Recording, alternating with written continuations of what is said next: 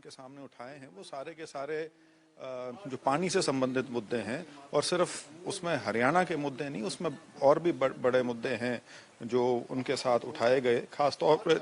इस चीज़ को ध्यान में रखते हुए कि प्रधानमंत्री जी की जो एक सोच है कि सिंचाई के लिए पानी हो या नल के माध्यम से जल हर घर तक जाए, यदि उसको हमने पूरी तरह से क्रियान्वित करना है तो उसके लिए ये हम मुद्दे लेकर गए थे। और हमें जल मंत्री जी ने आश्वस्त किया है कि इन सब के ऊपर कार्रवाई चल रही है और आने वाले समय में एक समयबद्ध तरीके से इन पे ज़्यादातर मुद्दों पे कार्रवाई हो जाएगी। अब जिस तरीके से ये पूरा मसला चल रहा है, आंदोलन चल रहा है, किसान 20 दिनों से जो है लगातार बैठे हुए हैं, सरकार कह रही है कि हम बातचीत के लिए तैयार हैं, किसान कह रहे हैं कि जब तक 3 कृषि कानून वापस नहीं होंगे हम जो है पीछे नहीं हटेंगे। अब ये डेडलॉक बन गया है, पिछले 3-4 दिनों से बातचीत भी नहीं हो रही है। आप किस तरीके से समझते हैं कि किस तरीके से अब जो है डेडलॉक टूटता हुआ नजर आएगा या फिर क्या कुछ जो है आगे हो सकता है? देखिए, जहाँ तक डेडलॉक का सवाल है, असल में हुआ ये कि जब सरकार ने पिछली जो बातचीत हुई थी उसके बाद अपनी तरफ से 7-8 मुद्दों पे जो मेन मांगे थी उनके ऊपर सरकार ने जो प्रस्ताव दिया था वो प्रस्तावना उन्होंने आंदोलनकारियों के पास भेजी थी और उम्मीद ये की जा रही थी कि कोई हल वहाँ से ज़रूर निकलाएगा,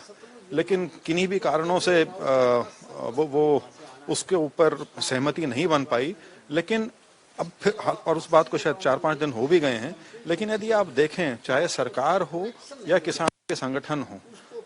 बातचीत की बात सब कर रहे हैं। कल किसानों का भी बयान आया है कि यदि सरकार हमको बुलाएगी हम बातचीत के लिए बिल्कुल जाएंगे, और सरकार ने भी अपनी स्थिति स्पष्ट की है कि हम किसी भी और हर मुद्दे पर इन बिलों से संबंधित किसानों से बात करने के लिए तैयार हैं। ऑलरेडी 5-6 राउंड की बातचीत हो चुकी है, आगे भी तैयार हैं, और मेरा ये मानना है यदि संवाद बना रहेगा तो हल भी उससे जरूर निकलेगा। सर, एसवाईएल का मुद्दा चूंकि हरियाणा और पंजाब की राजनीति में पूरी तरीके से गर्म माना जाता है, कल भी जो है कृषि मंत्री से मुलाकात हुई, आज भी मुलाकात हुई थी, लेकिन जो ग्राउंड लेवल पर धारणा बन रही है वो ये कह रहे हैं कि किसान कि हम जो है पहले 3 कृषि कानून वापस लेके जाएंगे और उसके बाद जो है एसवाईएल मुद्दा हो या फिर अन्य मसले हो उनको सुलझाने की जो है बात करेंगे। अब इन सब चीजों के बीच में ये आंदोलन लगातार चल रहा है, ठंड भी पड़ रही है, किसान भी लगातार जो है वहां पर बैठे हुए, अपील आप क्या करेंगे और इसके साथ जो धारणा बन रही है किसानों के बीच में उसको किस तरीके से देखेंगे? देखिए, सबसे पहले मैं आपके माध्यम से एक बात सबको स्पष्ट करना चाहूंगा कि ये जो हमारा पानी से संबंधित मुद्दा है, पहली चीज तो ये कि इसमें सिर्फ एसवाईएल का जिक्र नहीं है, इसमें 6 बिंदु उठाए गए हैं। इसमें शारदा को यमुना के साथ जोड़ने का जो MOU साइन हुआ है भारत नेपाल के बीच में, उसके ऊपर बात की गई है। उसमें यमुना के जो 3 बांध हैं, किसाऊ, रेणुका, उसके बारे में, और लखवार, उसके बारे में हमने जिक्र किया है। इसके साथ साथ जो कांडी प्रोजेक्ट है, जिससे जो हमारा पानी वेस्ट होके समुद्र में जाता है, बारिश का पानी खास तौर पे,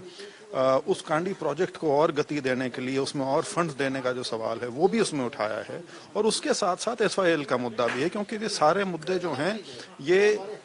एक सिर्फ हरियाणा से या पंजाब से संबंधित नहीं, इनमें बहुत सारी स्टेट्स हैं जो इन्वॉल्व हैं। तो ये सारे मुद्दे हमने उठाए हैं। तो इसको किसी भी प्रकार से जो किसान आंदोलन इन 3 कृषि कानूनों के ऊपर जो चल रहा है उससे किसी भी प्रकार से जोड़ के ना देखें।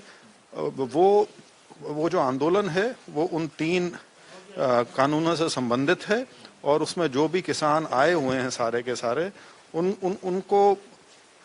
उनका जो मत है वो सरकार के सामने है। और जैसे मैंने पहले कहा, बातचीत मुझे लगता है दोबारा शुरू हो जाएगी और जरूर कोई ना कोई उसका समाधान उसमें निकलाएगा। इस हमारी गतिविधि का या कार्रवाई का उस आंदोलन से कोई सरोकार नहीं। चलिए सर, बहुत बहुत शुक्रिया जनता टीवी से बात करने के लिए। तो ये लगातार जो है अब बैठ के जो है चल रही है। हरियाणा के सांसद और विधायकों ने जो है कल भी मुलाकात की थी। आज जो सांसद हैं वो केंद्रीय जल शक्ति मंत्री